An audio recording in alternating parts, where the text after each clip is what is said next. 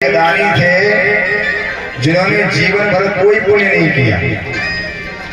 गंगा से 12 किलोमीटर की दूरी पर उनका घर था और लोगों ने व्यंग में उनका नाम रख दिया दानचंद।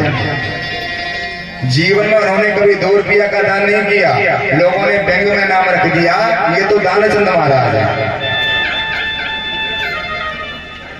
न कभी अच्छा खाया न कभी अच्छा पहना, जैसा जीवन चल रहा जोड़ जोड़ के रखते रहे। एक दिन पत्नी ने कहा महाराज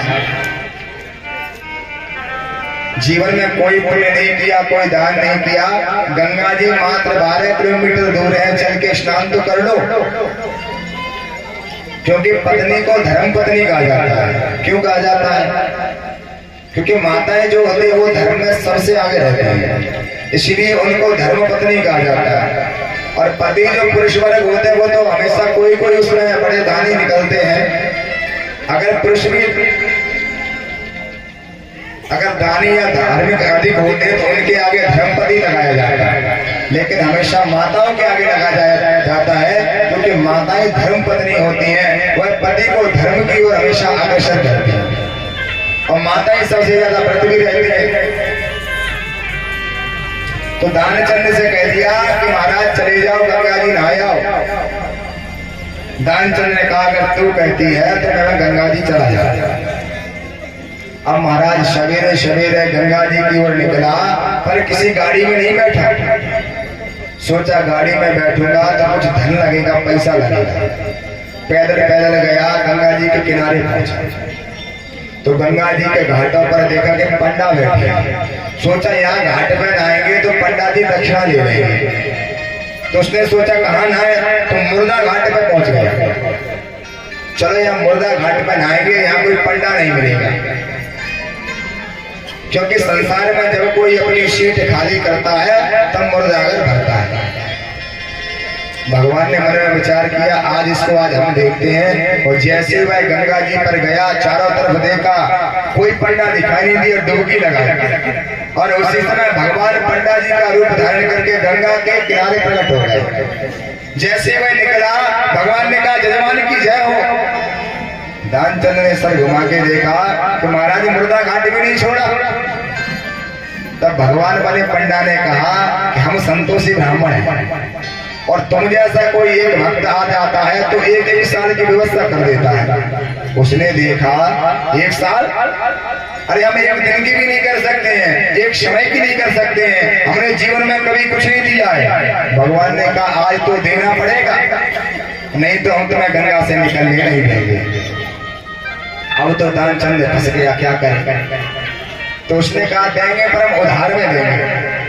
और उधार में क्या? भगवान का चलो बोलो हम उधार नहीं लेंगे। बोला 1 धेला, यानी कि पुराने समय में धेला कहते थे 1 पैसा। और उसने सोचा 1 पैसा के लिए इतनी दूर थोड़ी आएंगे। बोला महाराज 1 धेला लिख लो। भगवान ने लिख लिया 1 धेला।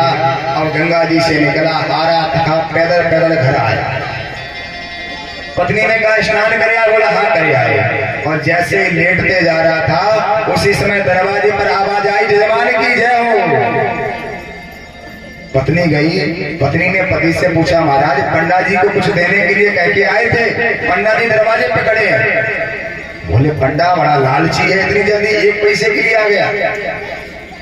तो बोला एक काम करो, इसको पैसा तो हम देंगे नहीं, इससे जाके बोल दो कि दानचंद बीमार हो गए हैं, ठीक हो जाता आना, तो दोबारा आएगा ही नहीं। फिर उसकी पत्नी ने अनमना मुंह करके कह दिया दानचंद जी महाराज बीमार हो गए। पंडा बने भगवान ने कहा अरे दान मिले चाहे न मिले, जजमान बीमार है, संकट में हम उसे छोड़ के नहीं जाएंगे। तुम तो एक काम करो, भोजन बनाने की सारी व्यवस्था दे दो, हम तो बना लेंगे और पा लेंगे। पत्नी ने दानचंद से कहा महाराज वो तो कह रहे हैं यही रुकेंगे, वो यही भोजन पाएंगे। और दानचंद घबराया, इससे अच्छा 1 पैसा दे देते, अब ये यहाँ रुकेगा पता नहीं कितने दिन खाएगा। तो बोला एक काम करो, जाके कह दो दानचंद मर गए, मरने की बोल दो। पति ने कहा हम ऐसे कैसे बोलते मर गए? बोला हम कह रहे तुम बोल दो। अब बेचारी रोती रोती आई कि दानचंद महाराज मर गए। पंडा ने कहा दान मिले चाहे न मिले, जजमान का जब तक अंतिम संस्कार नहीं हो जाएगा हम नहीं जाएंगे। और तुम कहां सबको बुलाती घूमोगी गांव में। उसी समय भगवान ने अनेक रूप बनाए और पूरे गांव में कह दिया कि दानचंद चल बसे। वो बेचारी चिल्लाती है अरे सुनो पंडा जी सुनो, लेकिन भगवान ने पूरे गांव में फैला दी कि दानचंद चल बसे। और महाराज संयोग से पूरा गांव इकट्ठा हो गया। अब वो भी इतना जिद्दी कि श्वास रोक के पड़ा है। लोगों ने उसको उठाया, उसकी अर्थी तैयार करने लगी। पत्नी कहती ये मरे नहीं है, ये जिंदा है। तो लोग कहते जाने वाला चला गया, ये तो आपका मोह है। वो खूब मना करती रही, कोई नहीं माना। उसको जबरदस्ती अर्थी पे कस लिया और शमशान के ऊपर और ले जाने लगे। लेकिन महाराज फिर भी वह बोला नहीं। बुरा बोलेंगे तो पंडा जी को ध्यान देना पड़ेगा। शमशान में ले जाकर के चिता उसकी सजा दी और जैसे चिता पे रखा है भगवान ने सोचा ये मर जाएगा पर बोलेगा नहीं। जैसे अग्नि लगाने वाले थे भगवान ने कहा जजमान के कान में हम एक मंत्र बोलेंगे। क्या महाराज ठीक है मंत्र बोल दो। तो भगवान ने कान में जाकर के कहा कि इस भक्त से तो आज हम ही हार गए। भगवान ने कहा आया हूँ बैकुंठ से तुम हित नाता जोड़। अरे मैं बैकुंठ से आया हूँ तुमसे नाता जोड़ के। उसने सोचा ये तो भगवान है। जैसे ही आंखें खोली के सामने पंडा जी, फिर से आंखें बंद कर दी। भगवान ने कहा भैया एक काम करो, आया हूँ बैकुंठ से तुम इतना ना जोड़, तुम्हें कछु मांग लो, हमें कछु ना चाहिए तुमसे। तो बोला महाराज हमें कुछ ना चाहिए, धेरा दे छोड़, हमें कुछ नहीं चाहिए, हमारा एक पैसा छोड़ दो और जहाँ से आए महाराज पधार। बोले कृष्ण कन्हैया लाल की।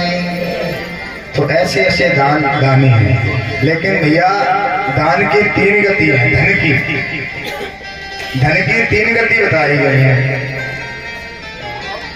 कौन कौन सी? पहली है दान, दूसरी है भोग और तीसरी है नाश। अगर धन ज्यादा है तो पहले अगर आपकी भावना